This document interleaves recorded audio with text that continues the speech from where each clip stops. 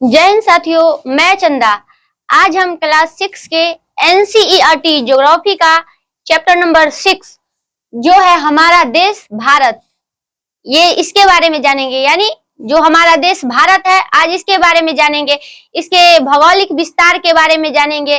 भारत जो हमारा देश है वह कहाँ स्थित है, यानी इसके स्थिति के बारे में जानेंगे। इसके अक्षांशीय विस्तार के बारे में जानेंगे। उसका देशांतरीय विस्तार के बारे में जानेंगे। उसके बाद जानेंगे भारत के पड़ोसी देश के बारे में। तो चलिए हम पहले जानते हैं इसके भौगोलिक विस्तार के बारे में। तो भारत एक ऐसा देश है जिसका भौगोलिक विस्तार बहुत बड़ा है। यानी कहे तो ये जो हमारा भारत देश है उत्तर में हिमालय के पर्वत या कहे तो शिखर से घिरा हुआ है। यानी ये वाला भाग है, यानी ये हमारा भारत देश है। और ये वाले भाग की बात करेंगे तो ये वाला भाग है, ये उत्तर हो गया। उसके बाद ये वाला भाग की बात करेंगे तो पूर्व हो गया, और ये वाला भाग की बात करेंगे तो दक्षिण हो गया, और ये वाला भाग पश्चिम हो गया। तो पहले उत्तर की बात किया गया है। तो उत्तर में हमारा जो भारत देश है वह हिमालय के पर्वत से घिरा हुआ है।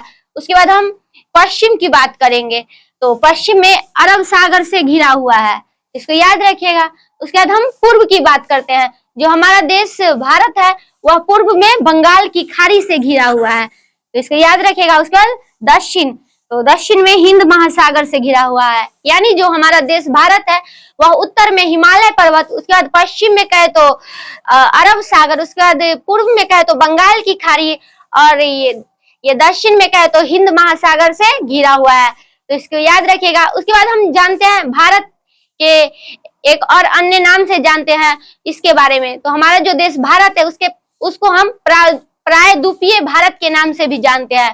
तो प्रायद्वीपीय भारत हम किस लिए कहते हैं इसके बारे में जानते हैं। तो जैसा कि आपको हम पिछले अध्याय में बताए थे, जो कोई भी अगर देश हो वह चारों तरफ से पानी से घिरा हुआ है तो उसे हम द्वीपीय कहकर जानेंगे। और अगर वह तीन तरह का जो भाग होता है, यानी कहे तो 3/3 जो भाग होता है वह पानी से घिरा हुआ होता है, उसे हम प्रायद्वीपीय के नाम से जानेंगे। तो वैसे ही हमारा जो देश भारत है वह 3 तरह से पानी से घिरा हुआ है, इसलिए हम भारत को प्रायद्वीपीय भारत के नाम से भी जानते हैं। ये कहे तो देखिए, ये वाले जो भाग हो गया, ये वाला भाग भी पानी से घिरा हुआ है। उसके बाद यानी कहे तो पश्चिम वाला भाग भी पानी से घिरा हुआ है। उसके दक्षिण वाला भाग भी पानी से घिरा हुआ है। उसके बाद पूर्व वाला भाग की बात करेंगे तो ये भी पानी से घिरा हुआ है। तो इसलिए हम अपने भारत देश को एक और अन्य नाम से जानते हैं जो है प्रायद्वीपीय भारत। तो इसको याद रखिएगा।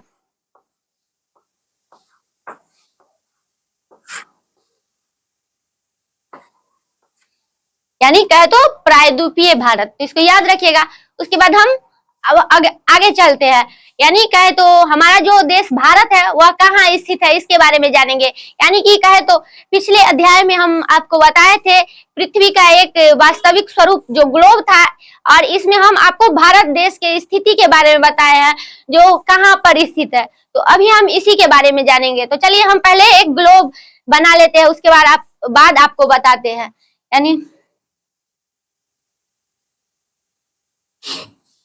यानी कहे तो ये हमारा एक पृथ्वी का स्वरूप मान लेते हैं।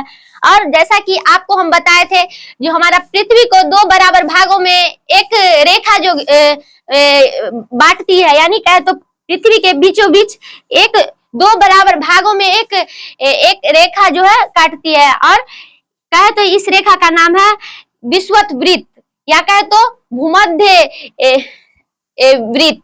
तो इसको याद रखिएगा, ये 0 डिग्री अक्षांश पर स्थित है, यानी कहे तो विषुवत वृत्त।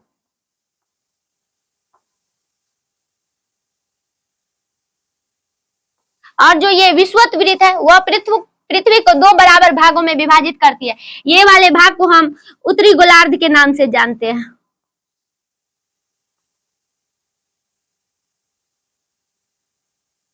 और नीचे वाले भाग को, यानी ये जो ऊपर वाले जो भाग दिख रहे हैं ये उत्तर दिशा में है, और जो नीचे वाले भाग है यह दक्षिण दिशा में है, और इस साइड का जो भाग है वह पूर्व दिशा में है, और ये वाला जो भाग है यह पश्चिम दिशा में है।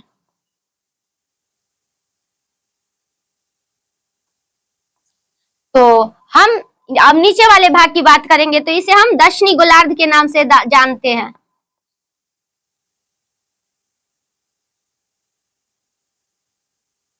तो अब हम जानेंगे ये हमारा जो भारत देश है उसकी स्थिति के बारे में। तो जैसा कि आपको हम बताए थे जो अक्षांश और देशांतर रेखा के बारे में, तो इस तरह से बताए थे आपको अक्षांश रेखा के बारे में, यानी ये वाला जो भाग हो गया ये अक्षांश रेखा है। और कहे तो हमारा जो भारत देश है वह उत्तरी गोलार्ध में स्थित है। कहे तो यहाँ पर, ये यहाँ पर स्थित है।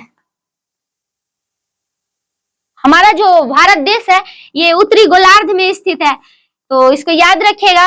उसके बाद हम जानते हैं, जैसा कि आपको हम बताए थे, जो हम पृथ्वी के जो बीचे बीच जो रेखा गया खींचा गया उसके सारे 23 डिग्री हम उत्तर की ओर आएंगे तो एक कर्क रेखा है, और दक्षिण की ओर आएंगे 23.5 डिग्री तो एक मकर रेखा है। तो जैसा कि आपको हम बताए थे पिछले अध्याय में, जो हमारा जो भारत देश है वह कर्क रेखा, हमारा जो भारत देश है उसके बीचों बीच कर्क रेखा गुजरती है, यानी उसके मध्य भाग से कर्क रेखा गुजरती है और भारत के 8 राज्यों से होकर गुजरती है। तो आपको हम पिछले अध्याय में बताए थे, जो हमारा जो भारत देश है वह उसके 8 राज्यों से होकर कर्क रेखा गुजरती है, और इसका हम ट्रिक के माध्यम से आपको 8 राज्यों का नाम भी बताए थे, जिसमें बताए थे मित्र पर गमछाझार। तो जैसा कि हम आपको बताए थे मित्र पर गमछाझार यानी मिजोरम, त्रा से हो गया त्रिपुरा, प से हो गया पश्चिम बंगाल,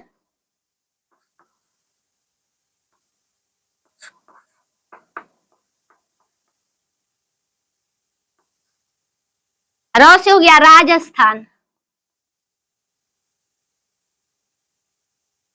ग से हो गया गुजरात,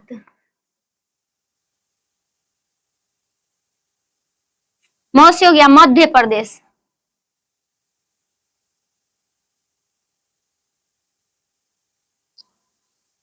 झ से हो गया झारखंड। यानी कहे तो ये जो हमारा जो भारत देश है वह 8 राज्यों से होकर गुजरती है, जो हो गया मी से, यानी मित्र बताए थे मित्र, तो मी से हो गया मिजोरम, उसके बाद ये त्र से हो गया त्रिपुरा, उसके बाद प से पश्चिम बंगाल, उसके बाद पर यानी प र, यानी तो प से पश्चिम बंगाल, र से राजस्थान, उसके बाद गु से यानी गु से हो गया गुजरात, म से हो गया मध्य प्रदेश, झ से हो गया झारखंड, और एक और राज्य है वो है छत्तीसगढ़।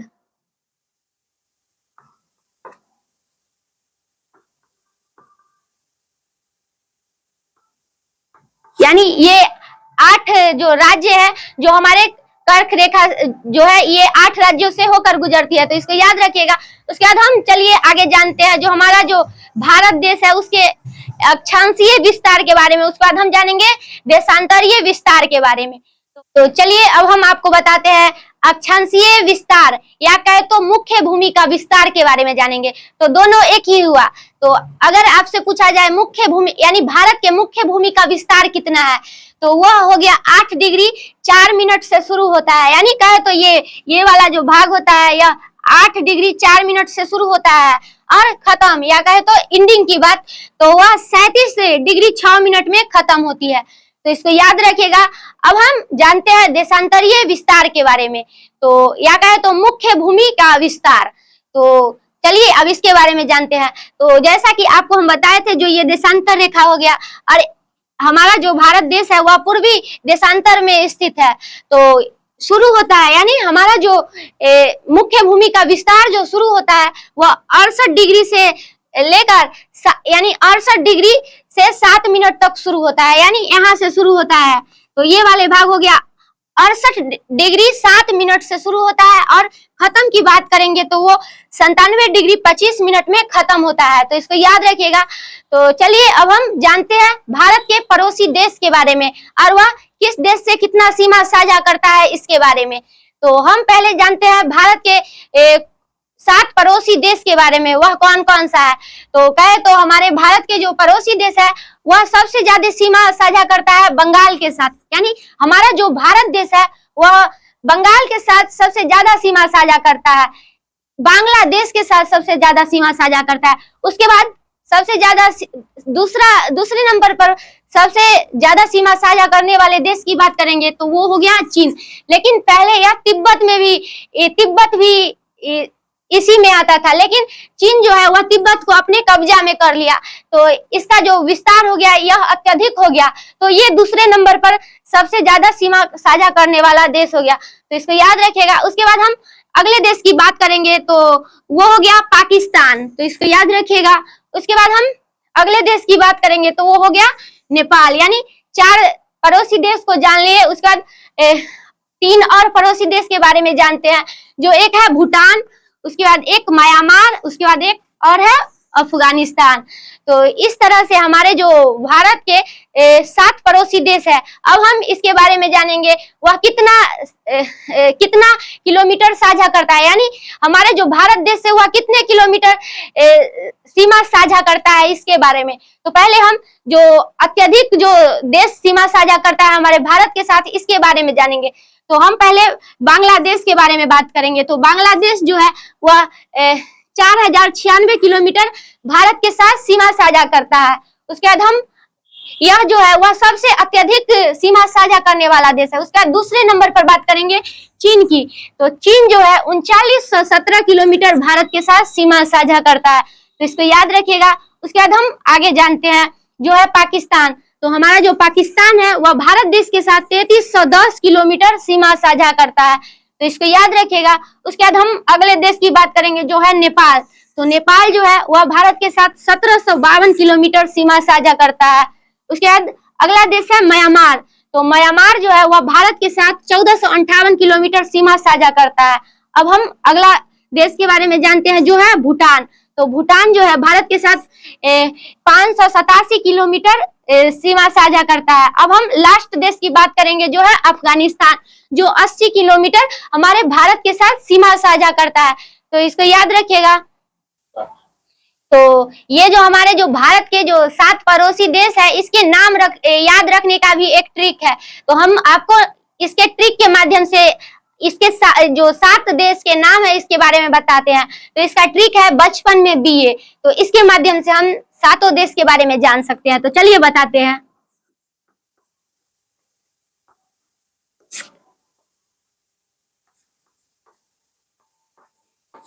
तो बचपन में बीए, तो यहाँ ब से हो गया बांग्लादेश,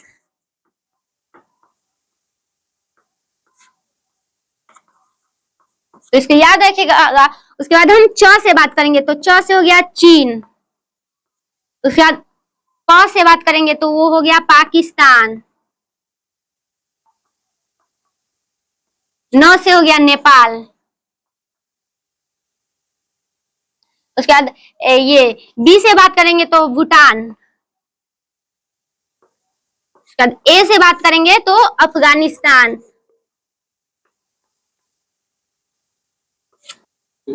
तो ये एक छूट गया था, तो इसके लिए सॉरी। तो ये म से हो गया म्यांमार, तो इसको याद रखिएगा। तो ये इस तरह से हम अपने जो भारत के पड़ोसी देश है इसके नाम को याद रख सकते हैं। तो बांग्लादेश हो गया, उसके बाद चीन हो गया, उसके बाद पाकिस्तान हो गया, उसके बाद नेपाल हो गया, उसके बाद म से हो गया म्यांमार, उसके बाद बी से भूटान, उसके बाद ए से अफगानिस्तान।